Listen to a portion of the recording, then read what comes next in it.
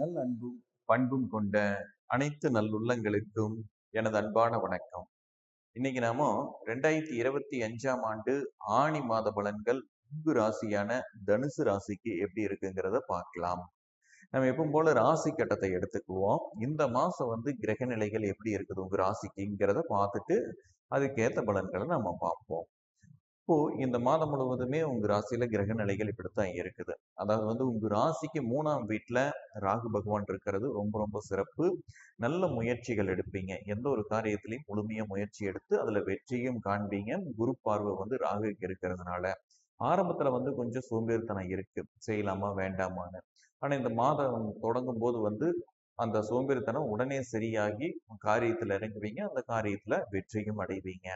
4ஆம் வீட்டுல சனி பகவான் இருக்கிறது வண்டி வாகனங்கள்ல ஏதாச்சும் சின்ன சின்ன பிரச்சனைகள் வர்றது, இல்ல வீடுகள் ஏதாச்சும் வேலை செய்யறது, தாயாருக்கு உடல் ரீதியான பிரச்சனைகள், இந்த மாதிரி அமைப்புகள் எல்லாம் 4 இருக்கிற சனி கொஞ்சம் தரத்தான் செய்யும்.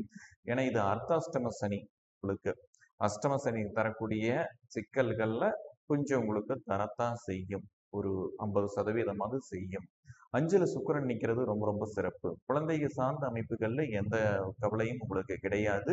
குழந்தைகளை பத்தின பயமோ, அவங்களுடைய எதிர்காலம் பத்தின சிந்தனையோ, அவங்களுடைய படிப்பு சம்பந்தமான விஷயங்கள்லையும் உங்களுக்கு ரொம்பவுமே திருப்திகரமாகத்தான் இருக்கும். அதுல எந்த பிரச்சனையுமே இல்லை. அதே மாதிரி துணை இடத்துல 7ஆம் வீட்டுல குரு வலுவாக இருக்கிறனால துணை இடத்துல ரொம்பவுமே ஒரு ஒத்துமை, நல்ல ஒரு அந்யூன்யம் இதெல்லாமே இருக்கக்கூடிய ஒரு நல்ல மாதமாக இந்த மாதம் இருக்கும். 7ல புதனும் ஆட்சி பலத்தோட இருக்குது. இன்னொன்று பாக்கியாதிபதியும் 7ஆம் வீட்டுல நிற்கிறதுனால துணை இடத்திலிருந்து உங்களுக்கு வருமானங்கள் வரக்கூடிய ஒரு அமைப்புகளும் இந்த மாதத்துல இருக்குது. துணையுடைய சப்போர்ட்கள் உங்களுக்கு முழுமையாக இருக்கும். தொழில் வேலைகள்ல இல்ல பண ரீதியாகவும் எல்லா விதத்திலையுமே துணையோட சப்போர்ட்டுகள் உங்களுக்கு முழுமையாக இருக்கும்.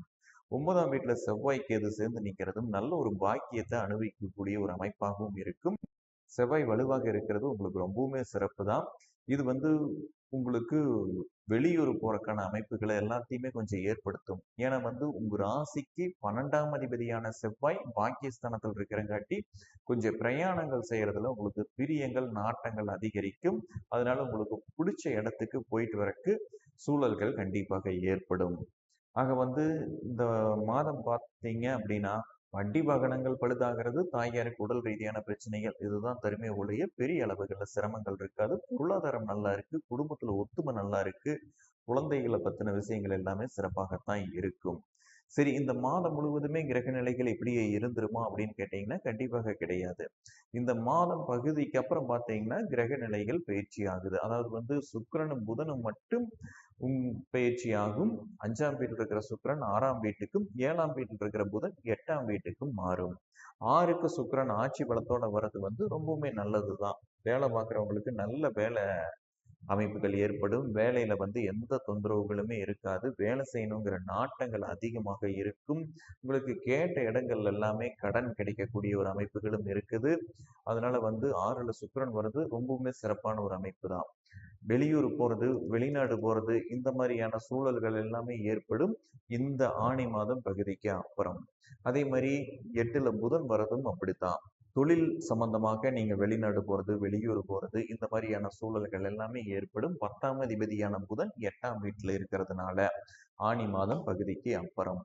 ஆக இந்த மாதம் தனுசு ராசிக்காரங்களுக்கு எந்த ஒரு பெரிய கவலைகளும் கிடையாது. நல்ல சிந்தனைகள் இருக்கும். குரு ராசியை பார்த்துட்டாலே உங்களுடைய தெளிவும் எண்ணமும் சரியாக இருக்கும். நீங்க செய்யக்கூடிய காரியமும் சரியாக இருக்கும். எடுக்கக்கூடிய முயற்சிகள் முழுமையாக எடுப்பீங்க. அதுல வெற்றியும் காணக்கூடிய ஒரு நல்ல அமைப்புகளை இந்த மாதத்திலிருந்து கண்டிப்பாக நடக்கும். 4ஆம் வீட்டுல சனி நிக்கிறது மட்டும்தான் உங்களுக்கு பிரச்சனையே தவிர மற்றபடி எல்லா கிரகங்களுமே உங்களுக்கு சாதகமாக இருக்குது. அதே சமயம் திருமண வயதில் இருக்கிறவங்களுக்கு திருமணங்கள் கைகூடக்கூடிய ஒரு நல்ல அமைப்பு இருக்குது. ஏன்னா 3ஆம் வீட்டையும் குரு பார்க்குது, 7ஆம் வீட்டுல குரு நிக்கிறது பூரண குரு பலன். அதனால திருமண வயதுல இருந்தீங்க அப்படின்னா திருமணத்தை மட்டும் இந்த மாதம் தள்ளி போடவே போடாதீங்க. திருமணம் கைகூடுறதுக்கு ரொம்பவுமே சரியான மாதமாக இந்த மாதம் இருக்குங்கிறதுல உங்களுக்கு சந்தேகமே இருக்கக்கூடாது. அதனால மும்முரமாக வரன் பாருங்க தனுசு ராசிக்காரங்கள் அனைவருமே. ஆக இந்த மாச கடைசியில வெளியூர் பிரயாணங்கள் மூலியமாக லாபங்கள் ஏற்படும். இந்த வீடியோ உங்களுக்கு பிடிச்சிருச்சுன்னா லைக் பண்ணுங்க, பிளானட் டாக்கிஸ் சேனலை சப்ஸ்கிரைப் பண்ணுங்க, மறக்காம பெல் ஐக்கான் கிளிக் பண்ணிருங்க. மறுபடியும் நம்ம அடுத்த வீடியோவில் சந்திப்போம். நன்றி, வணக்கம்.